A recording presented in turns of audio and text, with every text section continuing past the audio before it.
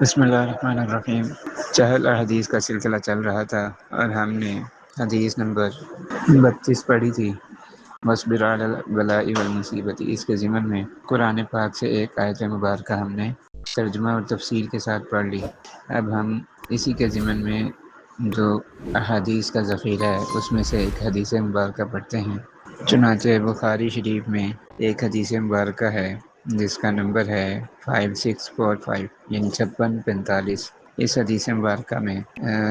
کے الفاظ یہ ہیں: یقول سمعت ابا ہریرہ رضی اللہ تعالی عنہ یقول قال رسول اللہ صلی اللہ علیہ وسلم من یرید اللہ بہ خیرا یصب منہ۔ اس حدیث مبارکہ کا اردو ترجمہ یہ ہے کہ حضرت ابو ہریرہ رضی اللہ تعالیٰ عنہ فرماتے ہیں کہ میں نے رسول اللہ صلی اللہ علیہ وسلم کو یہ فرماتے ہوئے سنا کہ من یرید اللہ بہ خیرا، کہ جس کے ساتھ اللہ تعالیٰ بھلائی کا ارادہ کرتے ہیں، یصب منہ، اسے آزمائش میں مبتلا کرتے ہیں، یا یوں سمجھ لیں کہ اس کو بیماری میں، تکلیف میں مبتلا کرتے ہیں۔ حدیث مبارکہ بمحاورہ ترجمہ یہ ہے کہ اللہ کے پیارے نبی علیہ السلام فرما رہے ہیں کہ اللہ تعالیٰ جب اپنے کسی مومن بندے کے ساتھ بھلائی کا ارادہ کرتے ہیں تو اسے جان، مال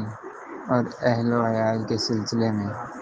آزمائش میں مبتلا فرماتے ہیں کہ اس سے بندے کو اللہ تعالیٰ سے اپنا تعلق قائم کرنے کا موقع ملتا ہے۔ ظاہر ہے کہ جب انسان کے اوپر تو کیونکہ اس سے بندے کو اللہ تعالیٰ سے تعلق قائم کرنے کا موقع ملتا ہے۔ ظاہر ہے کہ جب انسان کے اوپر